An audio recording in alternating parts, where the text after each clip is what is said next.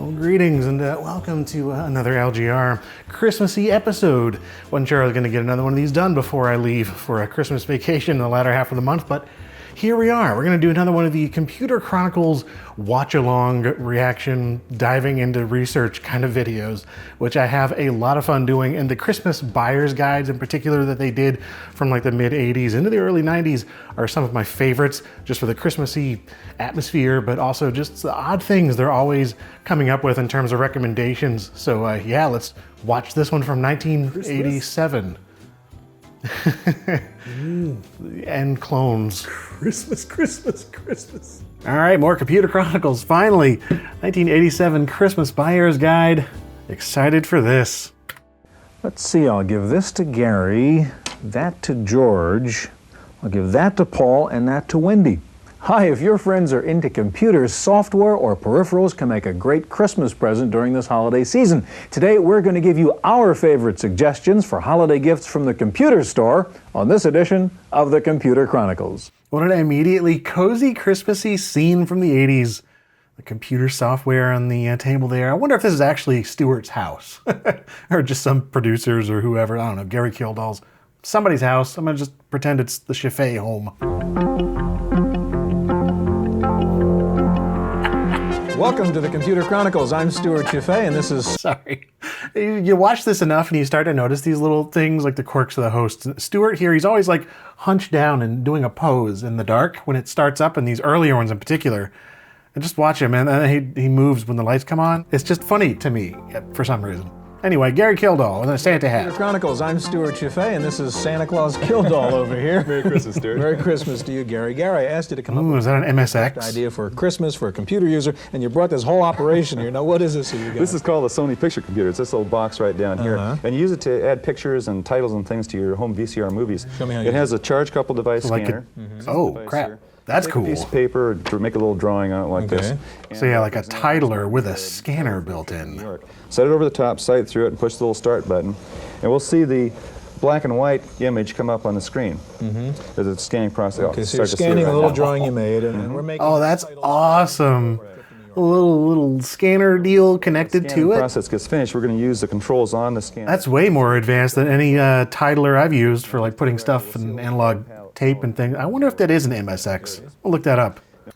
The Sony picture computer. Oh, there's some for sale on eBay, and there is the little scanner deal. That thing is awesome. A little D-pad, paint, color, and there's a trackball. But yeah, it doesn't look super MSX-y. It looks like it does have a tape connector, though. I don't know. Well, I guess I wasn't the only one thinking that there might be an MSX connection. The MSX archaeology blog here, Blogspot, is mentioning that it kind of looks like that. Could be a hidden MSX, but indeed it is not, despite it also taking the, that is an MSX compatible cassette connector and the GB6 trackball. It's just a thing from Sony with the non-MSX hardware inside. They probably just, use some of the design language, but yeah, none of the associated like Yamaha video processor, no Z80, just a bunch of Ricoh processor chips. That makes sense. It's just one of those that happens to be by Sony. Now you can also get a little trackball that goes with this, makes this operation a little bit faster. Oh yeah, I guess he's using those teeny little arrow cursors to move around if you don't have the trackball.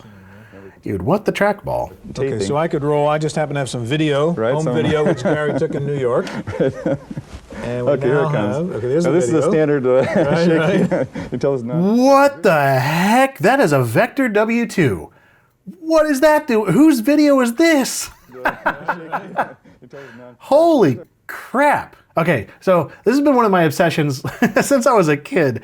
All the different variations of the W2, which was the prototype, and turned into a W8 whenever it was a production car, but Vector Aeromotive was just this whole thing, and Jerry Weigert's ideas over the years. I wonder if that's him driving? It's hard to tell. It would not be surprising if this was like Gary Kildall driving, or if this was his tape, because he was very much a supercar guy. I mean, Gary Kildall himself was known for taking his Lamborghini Countach in to Computer Chronicles whenever he was just driving there to work. So this particular configuration, I think this is probably just when it was painted silver. They repainted it so many times. They swapped out body panels, the wheels, all kinds of things throughout the 70s and into the 80s and who knows how much longer. This one that we're seeing in Computer Chronicles is this one right here. I've been wanting to do a video in what's your vector, Victor? A vector video on LGR for so long as kind of a tech adjacent thing because the story is fascinating, the cars are fascinating, and like I said, I've been like obsessed with these ever since I was a kid. Had posters of the W2 and W8 and the M12 and oh man. This is, I didn't expect to go into this little rabbit hole. What a cool thing. How much does that thing cost? This is around $400. Not a bad Christmas idea. And about $400 for that Titler system. But you know what? I don't really care about that anymore. The Vector. Okay, in just a minute, we're going to be joined by the rest of the Computer Chronicles gang, George Morrow, Paul Schindler, Wendy Woods, with all their suggestions for Christmas gifts for the computer user on your list. First of all, let's go out to the retail stores and see what the hot-selling items are right now in the computer stores during this holiday season.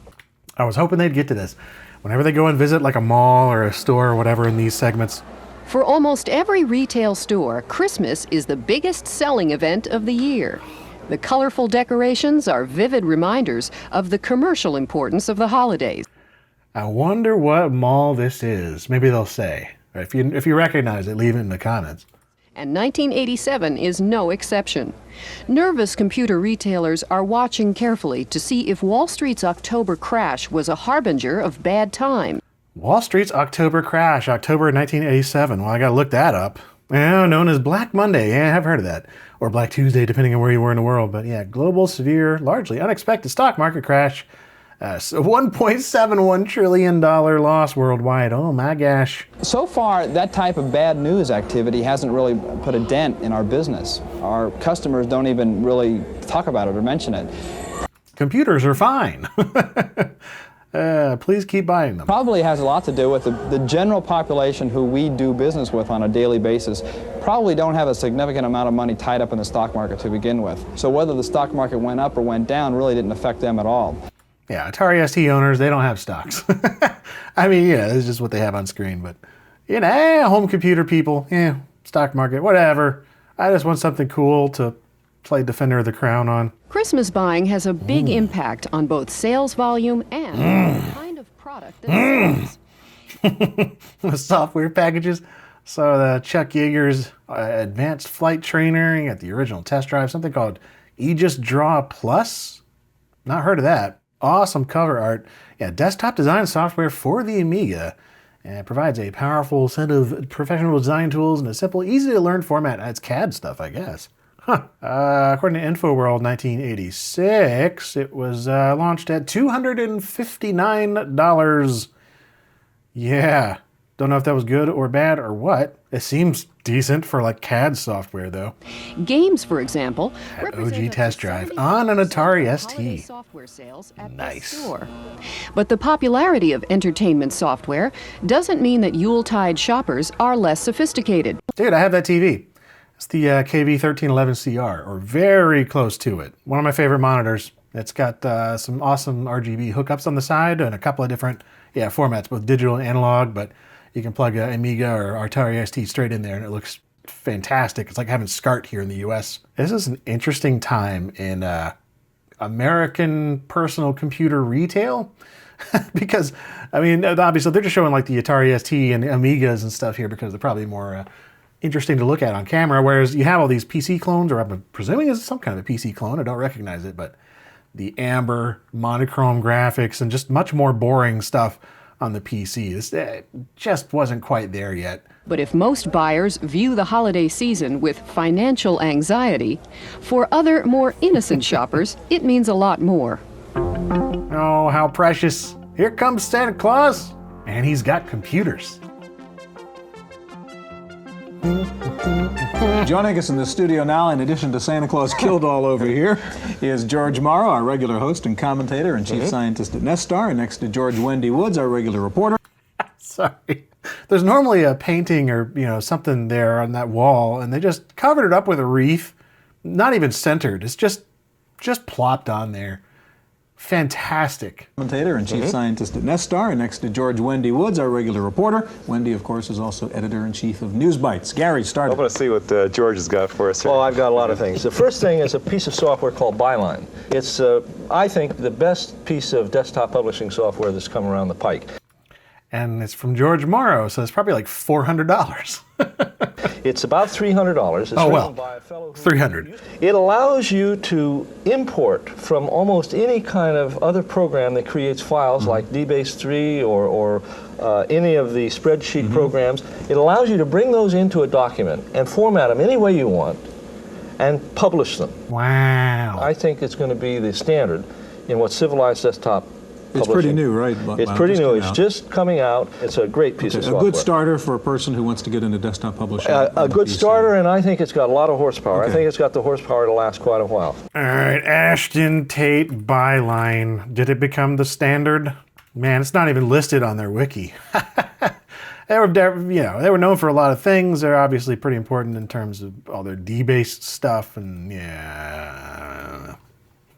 lawsuits. Here's a little thingy on Vitasware. It was an early desktop publishing program targeted squarely at DOS users.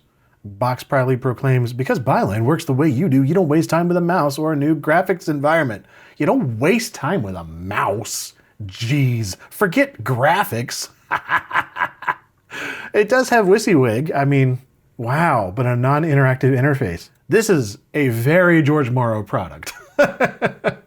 You know, these days, we're in the transition between 3.5-inch drives and 5 1/4. Well, this is a perfect product. It's called LapLink. It's about $100. Oh, heck It yeah. comes with a cable that you can't make a mistake with because it has... It's got one of everything. It's got both kinds of connectors at either way, and it'll plug into any pair of serial ports. Okay. You plug it in, you bring it up. It's got a 3.5-inch diskette and a 5 1/4-inch diskette. And it's the most civilized, easy-to-use program to transfer files that I've ever seen. He's all about these civilized programs. I don't know what his opinions on the uncivilized ones are. I Real use it all timely the time. for the transition. I not only use it for my portables, but I use it when I want to transfer files across normal. I mean, that's just a solid recommendation. I still use LapLink in various forms to do transfers over serial like that. It's just a null modem cable, or I don't know, they might have modified it a little bit later on, but yeah. It's just a really darn useful program. I've got a video over on LGR Blurbs doing an unboxing of one of the versions of LapLink, and it's still really useful as a retro computer person at times. The third piece of software that I think is good for Christmas is a piece of software called Higgins. Yes. Higgins is a piece of personal productivity software. I have it on my portable that I carry with me all the time. Here it is. You guys won't be able to see much of this, but Wendy... Oh my gosh! How big is that screen? that I carry with me. Whoa! It's just like, here's my laptop. Okay, so anyway, let's take a look at it. That's wonderful. All my things, my activities in the day. It has a calendar. It has a directory. I'm able to come in here and look at anybody's name and address I want. I can go view the He's just putting everybody's information out there. That looks like legit information. Whoever this Mitsubishi VP of marketing is, like that, their address, their phone numbers, everything. Well, I mean, it says it's not private, but whatever. Putting it on TV. And this takes the place of it, and it makes me more effective. It's well named than Higgins. Higgins, right. And how much is this one, George? This is, I think, around $200. So we have one for $300, one for $200, and one for $100.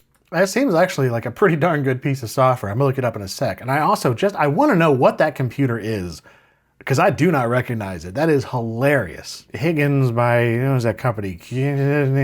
Systems Inc. Okay, so there's something else called Higgins Remote. Conetic Systems. That's different. But I bet that's the company. Man, yeah, there's just not a lot out there. There's some Byte Magazine stuff here, 1985, where Conetic introduces the desktop management series. Higgins, $395 at that point. Some folks recommending it. A personal butler on a diskette. I guess just because it has like all your contact information and other stuff you can store. That's a weird way to put it, but anyway, Higgins. As for that computer, maybe it's this.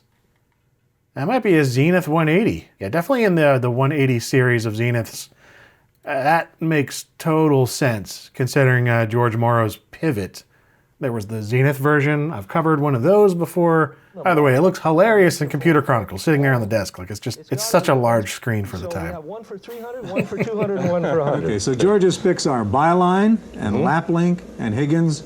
Great Christmas products. Right. Christmas ideas, okay?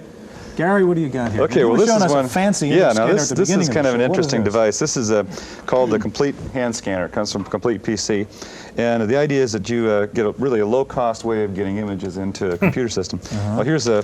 He's all about those scanners in 1987, huh? It's one of my favorites actually. Now what I got to do is start this thing. I'll get to the Enter key, and I'm going to scan this as a 5-inch image. Okay. And so I hit the F2 key here, and then hold this button down, and then you'll see the image coming up here. There it is. So you're manually just sliding that. Hand scanners are pretty darn cool. Yeah, it's not too bad. I never had one back in the day, but I always thought they were neat. I still kind of do. I've got a couple, but you know, I just don't have any reason to use them. Text and ship How it much out. was this, Gary? This is $249. Really fast. Yeah, it is. And Very I think fast. commercial scanners are probably, what, 2,000 or something? Yeah, the big flatbeds were really expensive. A lot. Let me, for the people who are into portables, I've got a whole kit full of toys here, depending on what your price range is too. A kit full of toys. That's okay, Stuart. I understand. I guess one of the newest portables out is this Toshiba T1000. Very inexpensive. You can get it for $800. George, you tell me. The I've classic. seen it in Computer Shopper for around $650. I like it. It's the smallest, lightest thing around, about 6 pounds. See, that's the kind of portable, little clamshell laptop type computer that I expect for 87. I mean, and the T1000 is just like the computer of 87 in terms of portables. Not that gigantic Zenith. What people are doing is instead getting this little baby, Oh, WorldPort yeah. 1200. We've seen this before, has its own 9-volt battery in there. Yeah. You can use it on any computer, plug it into your portable, plug it into your PC when you use it. That's about, what, $150 or $200? That's the modem part. Yeah, that's the modem, something in that range. Now, a really pretty neat thing cool. is this printer from Diconics. This is a battery-operated printer. Very clever, George, you like this. Look what they did. The batteries go in here inside the platinum thing. They're rechargeable That is C great. cells. Isn't that clever? So That you is don't have to great. waste any room with the batteries. That's awesome. Very nice copy, very quiet. Inkjet printer. Uses a standard HP inkjet, relatively inexpensive, $300-400, an excellent quality print, pretty fast, 150 characters per second in Stuart, draft mode. next year I'll bet you they'll have this thing not only as a printer, but also as a scanner, scanner, and you're a fax probably right. machine. Fax A couple other real quick things. Predicting the future there of HP all-in-ones. Yeah, is this something Chronics? The Chronic? Those are still very much around. And if it just uses like C-cell batteries, then it would just be a matter of finding the inkjet ink to go with it. That's a freaking cool little thing, man. So according to the South Florida Sun Sentinel, they were referencing Consumer Reports here. I guess the Diconics 150 was their recommendation for the tiny portable thing with the batteries and all that, but the Canon won overall in terms of quality and speed. This stands out to me. Inkjet printers use special smooth paper so that the ink doesn't blur. It's a special paper that costs more than twice as much as plain paper and has a grayish tint that might not be to everyone's liking. It doesn't tear as neatly as ordinary computer paper. Honestly, I've never used an inkjet that old. I didn't know there was a special paper. I'm kind of curious. I mean, not, because inkjets, never again. I mean, I can't guarantee that. If you're a portable user and a modem user, you run into a hotel, you can't get into the phone because it's hardwired. All you do is unscrew the mouthpiece, screw this thing on the mouthpiece, plug your jack in, and you can use you the go. phone anywhere. That's cool. That's like some spy gadget thing. Oh, dude. So yeah, if your hotel room didn't have a connection to the wall, you can just unscrew the handpiece of like your standard, one of these. You just do that right there, and then you put that little guy in there, and then you can plug your computer modem straight in. How does it hear though? Because obviously, you're gonna need both if you're sending and receiving. Maybe it just sort of taps into that. Two-way? Does that give you two-way or just one-way? Two-way. It's regular. Wow. It's same as How much portable is phone. that? This is about $45. It's a terrific tool if you. And where run around can I get it? What is it? I've only seen it in mail order. I've never really seen it in the store. One last thing. Geez, Stuart, not any help at all. What is this thing called? He doesn't say what it is. If anybody knows what that is, let me know. That's interesting. I would love to test. Julie. Julie, well, this isn't exactly What is Julie, Wendy? for the Who's Julie? Oh, I guess the doll. Julie is what's supposed to be the world's most sophisticated doll. It's got a 64K memory. It's got a voice synthesizer. Hi, my name is Julie. Voice recognition chips in it. It will learn secret words. Voice recognition, 64K speech synthesis. What? Children can talk to them. Let's see if I can communicate with her. Julie? Let's have a party. Julie? Ooh, it's nice. Well, Julie is See me straighten her out a little bit. Julie is not listening to me like most children. But there she goes. Okay, be quiet. Are we making too much noise? That's right, we are. Okay. Let's have a party. Oh, she really is hooked on this party business. Anyway, one of the other features that she has is she has a motion detector in her, so that if she is moved suddenly, she will know it and she'll respond by saying, "Are we going somewhere?" That is She also advanced has stuff. a temperature sensor in her. I put her in the freezer just momentarily, and she indeed did say it's getting colder. And Wendy Woods is like, I stuck this doll in a freezer to test his temperature sensor. She said it was cold. then she comes with a book. Well, how about, does she have a light detector also? That's right. She has a light detector, so if it's getting dark, Dang, dude, this thing is like just equipped with all the stuff. she would say, "It's getting dark in here," and then she'd say, "It's getting light." All these That's little things are amazing. hidden inside here. And she comes with a book, which has these little pads on them, and if you put her fingers against them, she'll respond to what's in the book. How? What? It's a neat little toy. What does Julie cost, Wendy? About $100. Just $100? What is this thing? And it comes from, A Worlds of Wonder. Of course, it's Worlds of Wonder. I was thinking like this is take a Teddy Ruxpin and like add all the stuff to it. That's what is the Julie? Greatest doll in all the land. How have I not heard of this? Yes? A doll that knows when it's hot or cold, light or dark, Ooh, it's getting brighter. and understands what you say. Grandpa, can she play with me? I like to play. What can we do? She understands you. Can you sing? Twinkle, twinkle, little star. Okay. She's amazing. Are we going? Yeah, that would have changed my life. Seeing this thing back in the day. That is incredible. Yeah, now how well it all actually worked, I'd be really curious to know. Man, I want one of these. Of course, Robots and Computers has a write-up about it. Oh my word, that is not the, the most flattering photo. But whatever. Yeah, loved the Teddy Ruxpin as a kid, but like, you know, it wasn't interactive, man. You just use your imagination. This thing is nuts, and only $100. More, look, it has motion detector, it has heat detection, and it has light detection. It's a robot, really, called Julie. Yeah, that's what I'm saying. It's the kind of stuff I'd expect from a lot of the home robots, and you know, the more advanced kind of things cost way more than that. You could add all those kind of sensors to a lot of them, but many of them didn't have it, from like Tomy and the like, or only the really, really high-end ones. Okay, Wendy, thanks. We're going to be back with some more toys for Christmas in just a minute, so stay with us. Dude, heck yeah, I will. God. Oh my goodness. Oh my, what is...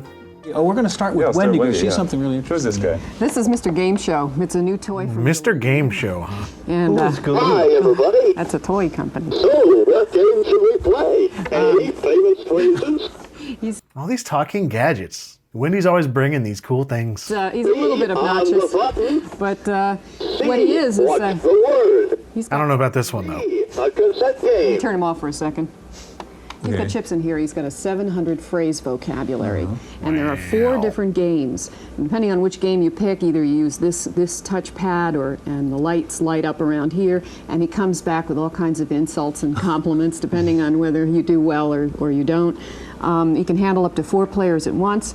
And A 4-player kind of interactive game show thing with cassettes for other games. That sounds a lot like, gosh, what was that thing? Tecmone covered it. Yeah, I mean, it was 8-track based, but yeah, the Milton Bradley Omni. And it was also a 4-player thing, and you could press the numbers and it would talk to you. It was kind of interactive and stuff. And all right, Game Shows Wiki. Mr. Game Show, also known as Gus Glitz, animatronic announcer from the 5-episode VH1 series Game Show Moments Gone Bananas. That's in 2005. Oh, here we go. Originally born as an electronic game in 1987 by Galoob. So not Milton Bradley, Galoob was totally separate back then, as far as I know. Wendy was playing it for me before the show, and as much as I hate these game shows on TV, I found it kind of interesting. It's kind of funny. So it's a kind of computer. George Morrow. You know, as much as I hate game shows, this is all right. What a weird man. Gary, what do you got? Video Works too, and it's an animation, presentations for home, office, school, things of that sort. For the Mac. And for the Mac. And apparently it works just like the old style animation where you lay down a scene, then you put another scene on top of that and move things Fancy across paint it program. and so forth. And I'm going to start the play, and we'll see the race cars come up to line up, and you've got a little There's guy a flag, waving his flag, right. and off they go. And Interesting. back stretch there. We around don't the have turn. color or sound here, Gary, but you can't have color and Yes, sound in right, this, can't you? right, It's pretty good exactly. animation. I'm getting HyperCard vibes. Video Works 2, and it is indeed on the Macintosh repository, among other places, but, Macromind. Why do they sound familiar? It is Macromedia. Interesting.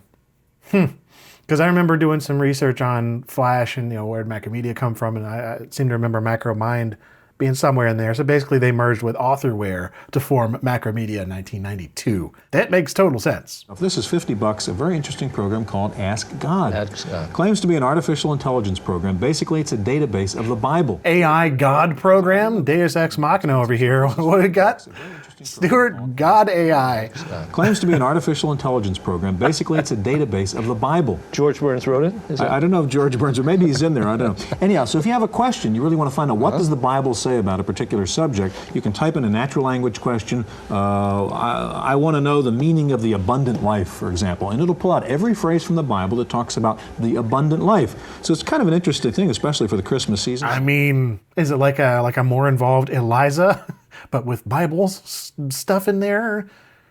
Or just like a really fancy database? Because there's like PC Study Bible, you could do that kind of stuff. That was in the 90s though. This is 1987.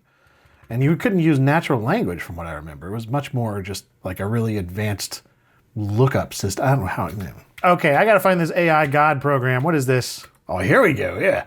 The Bible Software Timeline, or an article by John Dyer, and all kinds of things in there. I see PC Study Bible mentioned, of course, but what was I looking for? Ask God.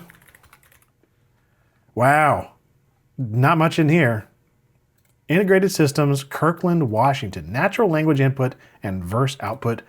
They don't even know the year, but presumably 87 or 86. Like, I just want to know, does it reply as if it were God?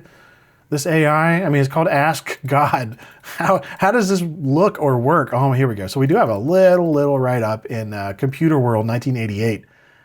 This week's award has to go to Integrated Systems in Kirkland, Washington. Ask God through a natural language interface lets users ask a question answered in the form of an appropriate quotation from the Bible. Okay, so it literally is just searching for quotes that probably relate to it, and it's interpreting your question. Microsoft might consider this an artificial intelligence shell for MS OS 2 and call it Ask Gates. Amen. Weird write-up. $6.95, only $6.95. Fortune cookies on a disc. Put it in your computer. Every time you turn your computer on, you get a fortune. Yeah, one of those goofy little programs that nobody kept. Okay, we've got about 30 seconds left. What do you want for Christmas, George? I'd like one of these Kloss projection monitors so I can put my things up on a screen anytime. You're a high-priced customer. Yeah, well, Gary, what do you want? I'll take an ETAC car navigation system. How's that? Can you actually buy that now? Yeah. Yeah, that's pretty neat. What was your I car? bet his ETAC is as expensive as my Kloss. He wants, Gary Kildall wants an ETAC navigation. Did not know this was a thing. 1985 was their initial product, the Navigator, a precursor to GPS. A specially packaged Intel 88-based system with 256K RAM, cassette drive, digital maps, an operating system, a green vector display instead of raster graphics. I need to find out more. What? This had to have been insanely expensive. Holy crap. It enjoyed a brief vogue, selling a few thousand units in a few years, even finding its way into the dashboard of pop star Michael Jackson. Appeared in a 1991 feature film, Nothing But Trouble. Nothing But Trouble, huh? Yeah, I think it might be the scene. I was mentioning using it in BMW. There it is. That definitely has raster graphics though, so I guess that's not the vector one, but dang. Gentlemen, we're out of time. I hope you get what you wanted. Thanks for joining hope us so in this too. special holiday edition of the Chronicles. Hope we'll see you. What did you want, Stuart? Random access. Let's get that late 1987 news, baby. If you've gotten stuck in the crack between email users and fax machine users, there may be an answer in sight. That email fax user crack. I've been in there so many times. DA Systems of Campbell, California has announced the GeoNet mailbox systems, which will interface email and fax systems. At the moment, the system will only support text and is one-directional from email to fax, but it will enable PC users to send mail directly to another person's fax machine. I remember doing that in the 90s, but it was just through whatever software was on Windows 95. That in 1987, this is GeoNet. So X400 protocol, proprietary version of it called Intermail. One of the first systems to introduce a fax out service, and also one of the first systems to offer private fax in numbers, allowing users to send and receive faxes from wherever they can get a connection to their mailbox. Yeah, forerunner of instant messaging. Users could chat live online. This is one of those things, again, I just never, ever heard of, and it's way earlier than I thought it would have been. Time now for Paul Schindler to join in with his software picks for the Christmas shopping season. Here's our special holiday edition of Paul's Software Review. Yeah, tell us, Paul. Here we are in my actual den, the room in my house in which I do my reviewing. I found some Christmas goodies. First, from Simon & Schuster Software comes a $10 gift. 'Twas the night before Christmas. I have this. An animated musical Christmas card. It starts off with jingle bells and some I have been meaning to do a video on it for Christmas, but just haven't gotten around to it. animation. It then offers a nicely illustrated version of The Night Before Christmas. You control the pace of the text. There's a Christmas game which involves moving around pieces of a puzzle, and you can legally make copies for your friends. Yeah. 'Twas the night before. It's a neat little thing. It is very, it'd probably be like a 10-minute video. With Science Toolkit's Body Module, a $40 software package from Broderbund. Now, there's lots of things you can do with the package, but we're just going to show 3 of them quickly. You can measure your heart rate, measure the volume of air in your lungs, and measure your response time. That's awesome. Science Toolkit Body Lab is $40. At the outer limits of reasonable price. Okay, I didn't even know that they had an add-on. So the Science Kit, Eli Software, has some scans here, of course.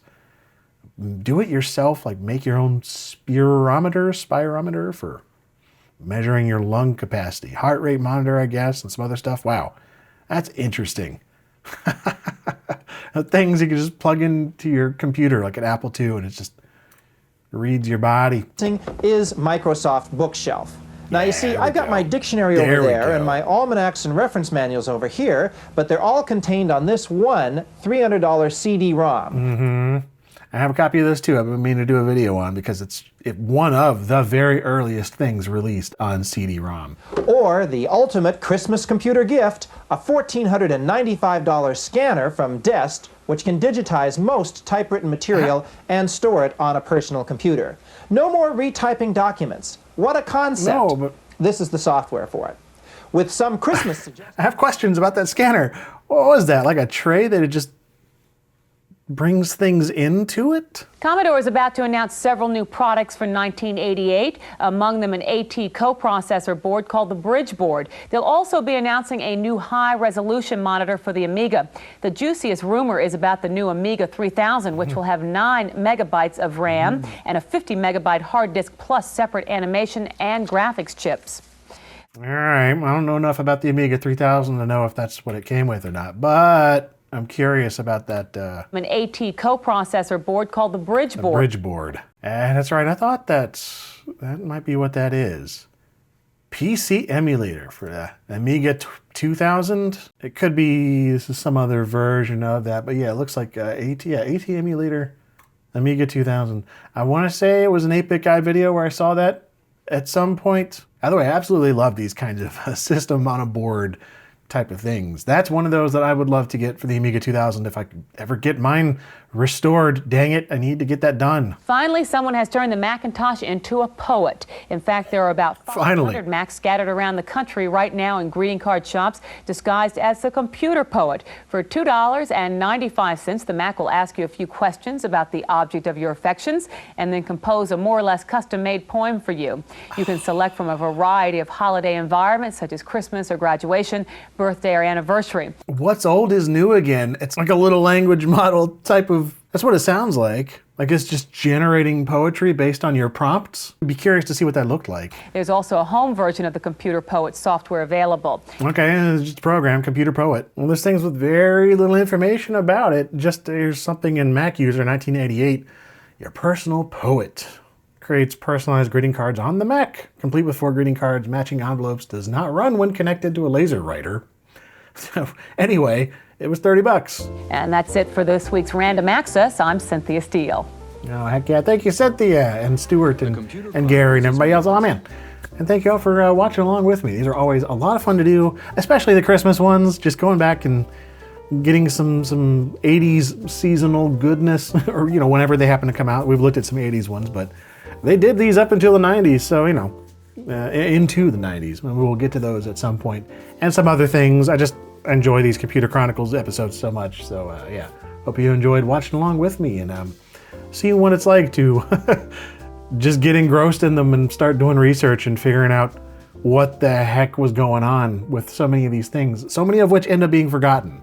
A lot of this stuff, other than these Computer Chronicles episodes, that just aren't archived pretty much anywhere, or if there is, information is very little, and the software itself is often hard or impossible to find. So yeah, it's just always a treat. So thank you very much for watching. Have yourself a Merry Christmassy, New Year'sy type of set of holidays, and we'll see y'all next time in 2026.